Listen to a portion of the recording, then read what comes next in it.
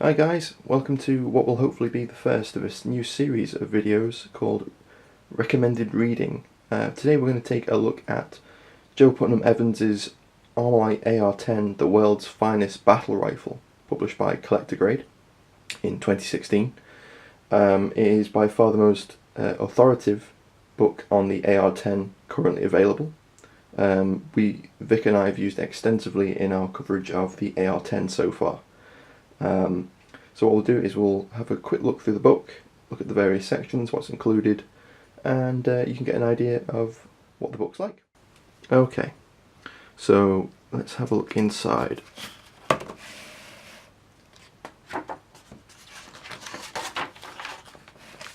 As with all Collector Grade books, it is edited by Blake Stevens, and they've done a great job, as they always do at Collector Grade, and put together a great book. We open with a excellent, incisive table of contents, which breaks down almost every section. So we go from the beginning through to the very first ArmaLite models. Along the way we look at the domestic trials and trials abroad, some of the failings of the design, improvements made, and then the attempts to sell the rifle abroad. One of the most interesting sections of the book is actually the section about the rifle in combat. So we can see that the contents is pretty in depth, which is always great. So let's go through the book and take a little look at what's in there. So Joe starts with a section on the beginnings of ArmaLite and the backstory, including Judge Sullivan and Richard Boutelle, and the backing of Fairchild.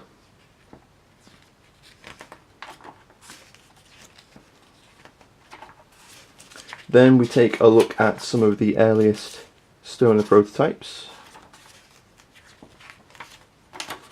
including the M8. We've got the AR-5 and AR-7.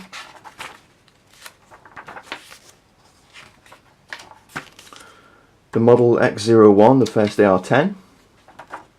And then we have an interesting section on the origins of direct gas impingement system that Stoner patented, including a rundown of some of the guns that used the system first before Stoner actually managed to patent the design. Another thing that's really admirable about the book is the depth that Evans goes into explaining the role of Mel Johnson, who was instrumental in getting the AR-10 to where it was. The book then goes to the various models and iterations of the AR-10, explain the changes, differences, improvements. Then it looks at some of the domestic testing in the US at Springfield Armory and later the Marine Corps. It goes through the various problems that the rifle suffered during testing, including the well-known problem with the composite barrel. Joe brings together a lot of great Springfield Armory photographs from the period. And then we have the first iteration, the AR-15, and then we see the beginning of the relationship with Artillery and Recton. So the book is really brilliantly illustrated with contemporary photographs from manuals, and photographs of existing examples that survive today, some of which are really great. The quality of many of the photos is excellent. So here we have the start of part 2, which looks at the beginning of Dutch production, which also includes all the various changes that Artillery and Recton, or AI, engineers made to improve the design.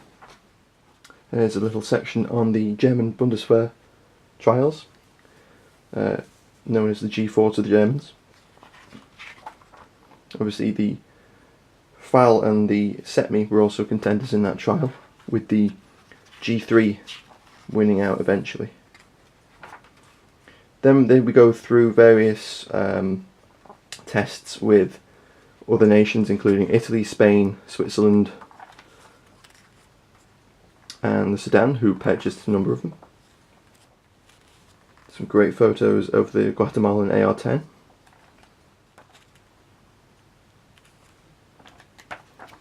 Then we have some interesting sections on AI's attempts to make a 7.62 M1 Garand using the AR-10 magazine. And then here we have a great photograph of a Finnish trials gun. Here we have some of the squad support weapons and light machine gun versions made by AI.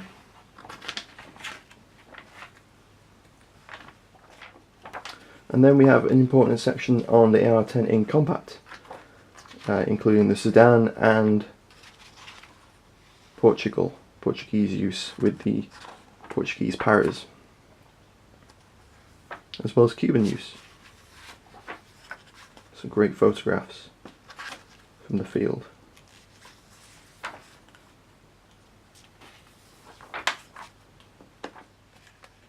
Then we have a section looking at the AR-10 today, including the reincarnate ArmaLite company and the various rifles influenced by the AR-10's design, including the LMT sharpshooter adopted by the British Army,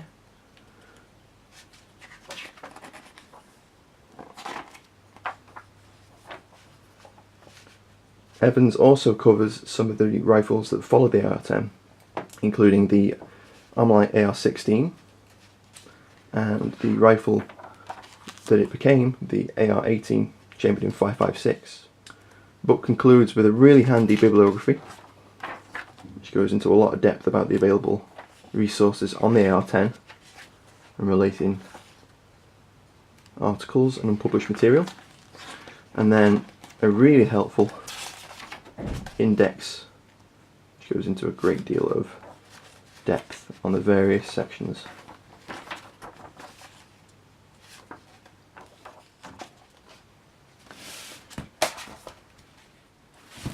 There we have it, guys. That was just a quick look at Joe Putnam Evans's ArmaLite AR-10 book. A really insightful, in-depth, well-researched, well-written book. I highly recommend it. There's a link in the description of where you can pick up the book, direct from Collector Grade. Thanks for watching. Don't forget to like and subscribe. Thanks, guys.